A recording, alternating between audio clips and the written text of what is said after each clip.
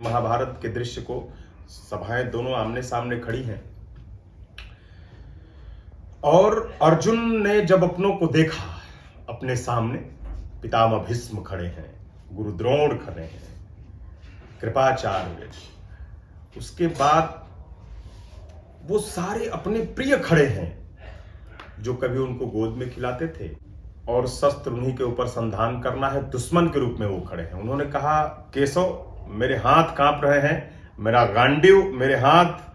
गांडीव का बोझ नहीं उठा रहे और मैं इनको शत्रु के रूप में देख नहीं रहा, मैं बैठ जाऊंगा, मुझे युद्ध के मैदान से दूर ले चलो, मैं युद्ध नहीं कर सकता। भगवान श्री कृष्ण ने कहा कि माया का पर्दा बहुत ज्यादा है, वो पर्दा हटाना पड़ेगा और इनको वो दृष्टि देनी होगी जिस दृष्टि से ये देख सके। उन्होंने कहा कि ब्रेन वॉश, हाँ, ब्रेन वॉश करना शुरू किया। एक कवि ने लिखा, देवलाशीष ने, कि ये युद्ध देन उनकी ही है जिनको तुम अपना कहते हो, अब भी रिश्तों से मोह शेष, किस भावुकता में रहते हैं, यूं समझौते परिवारों में हो जाते हैं, हंसते गाते अपना तुम्हें मानते, यदि तो लड़ने कभी नहीं आते।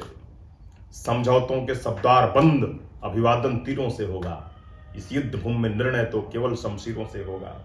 ये मोह और मायूसी क्यों, अपने तेवर को क्रुद्ध करो, तुम योद्धा हो, योद्धा जैसे गांडी उठाओ, युद्ध करो। ये धर्म युद्ध है पार्थ, अगर अपना कर्तव्य दिखाओगे, मृत्यु हुई तो अमर लोक जीते यश वैभव पाओगे।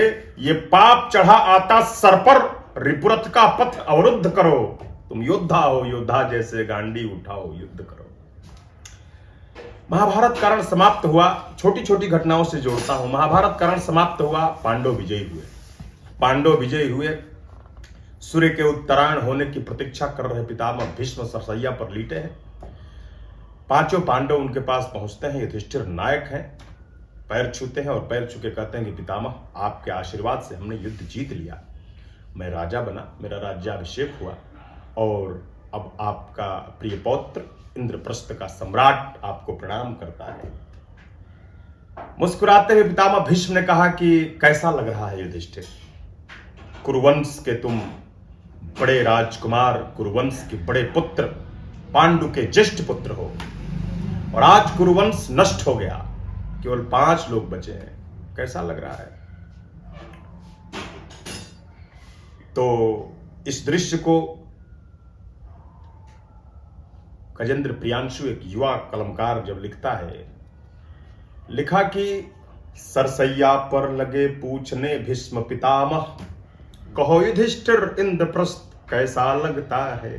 कहो युधिष्ठिर, जितने इस धरती पर वीर थे युधिष्ठिर, वो सारे वीर मार दिए गए। जितने युवा, किशोर और वृद्ध जो हाथों में शस्त्र उठा सकते थे, उन सब ने इस महाभारत के युद्ध में प्रतिभाग किया, कुछ सत्य के तरफ से, कुछ असत्य की तरफ से, कुछ तुम्हारे तरफ से, कुछ कौरव की तरफ से, कुछ युधिष्ठिर की तरफ से, दुर्योधन की तरफ से। सत्य सत्य में 2 भाग में ये पूरी पृथ्वी के सारे वीर बांट दिए गए थे और ये सारे लड़के सब खत्म हो गए, केवल तुम 5 बचे हो। अगर तुम्हारे धर्म, सत्य और न्याय में ताकत होती तो तुम्हारे तरफ के सारे वीर जीवित होते, दुर्योधन के तरफ के सारे वीर मार दिए गए होते, तब तो होता कि ये धर्म युद्ध है और तुम धर्म युद्ध के साथ हो।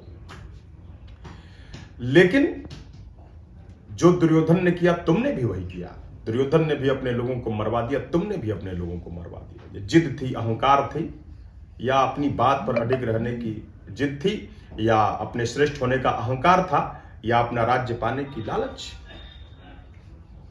तो पूछता है कि सरसैया पर लगे पूछने भीष्म पितामह, कहो युधिष्ठिर इंद्रप्रस्थ कैसा लगता है।